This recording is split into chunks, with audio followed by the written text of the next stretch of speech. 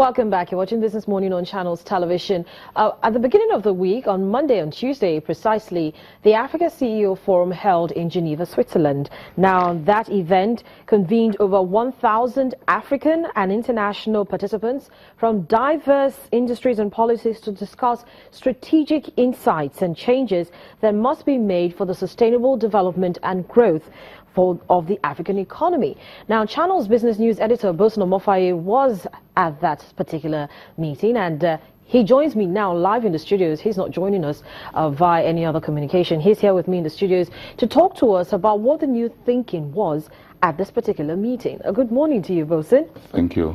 Welcome back from Geneva. Yes. So, you sat with this CEOs from across different sectors of the economy, industrial, banking, you know, the major movers. What was the new thinking for them at this particular meeting?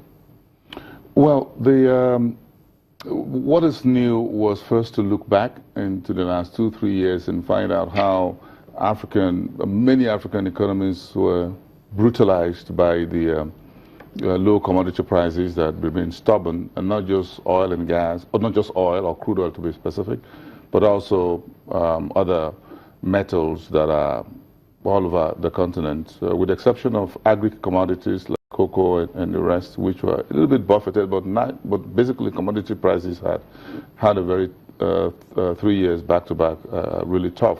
So that's the first thing. And how did this affect the big companies across the continent? If you look at Nigeria, Ghana, Botswana, South Africa, Mauritius, or perhaps with the exception of Mauritius and a few others, you find that companies that are in the commodity businesses were basically were really hit by that. So you find a South African going into some ratings downgrades. Nigeria. A number of African countries started looking at the IMF for some form of support because Nigeria, for example, was in recession. You have Benin Republic and Togo talking to the IMF. Cameroon, to the other side, was also talking to the IMF, and this keeps spreading all the way across the West Coast. You get to Ghana, and find Ghana doing almost $1 billion in relationship with the IMF. Then you cross all the way to East Africa. You're looking at about 1.5 billion standby facility that the Kenyans asked for about 2-3 years ago, looking at Brexit, looking at the political movement and issues from the United States and what may likely happen in terms of the external shock. So across the continent, you go all the way to the north. Then you find Egypt also in an IMF facility. Then you cross a little bit over to Western Sahara, all the way to the top. You find Tunisia still not really recovered. Morocco had been hit by the downturn in its relationship with Europe because European markets or economies were also a little bit tepid. So started looking down south to SSA, what we call Sub-Saharan Africa. So it's been quite tough for Africa across all the regions. And then another thing I know that was quite dominant in most of the conversations was infrastructure.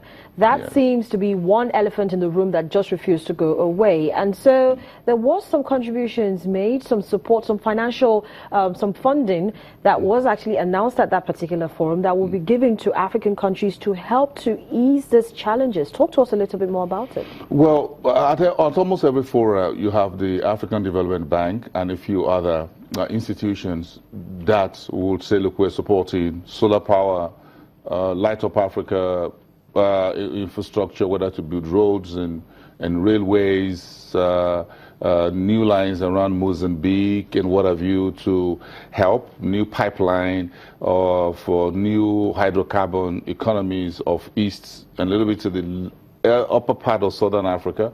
Then you find the Sierra Leone, Guinea, Senegal corridor of new extractive industries all the way to the seaports because Guinea does not have that much of advantage. So you find these funds being discussed across border and all the time, and they keep coming. The key question for me as a journalist is how quickly would Africa's political will and leadership and governance at the political level clear the way for businesses to thrive, clear the way for cross-border investments, clear the way for foreign direct investments, and these projects to expedite very quickly and deliver results. You had people from the public sector, you had government leadership at this particular forum. What were they saying? Because the private sector, for want of sounding like a broken record, constantly wants to engage the public, the government and government leadership to try to get policies that will favor both parties. So what was the reaction from the public, from the leaders, from the government side of things? How did they react to what the private sector wants? If you look at the presidential panel, which was on the last day, and you had the presidents of Ghana and the presidents of Senegal, got a lot of applause from the audience. Again, they were on top of the numbers, as it were, in various countries. And one of the questions from one of the delegates there was that, look, how do we build, for example, African global brands and African brands, global champions, without political patronage? That unless you lean on the government, you don't become a global champion. How do you build institutions like Facebook and Twitter that are global brands without leaning on the White House or Washington?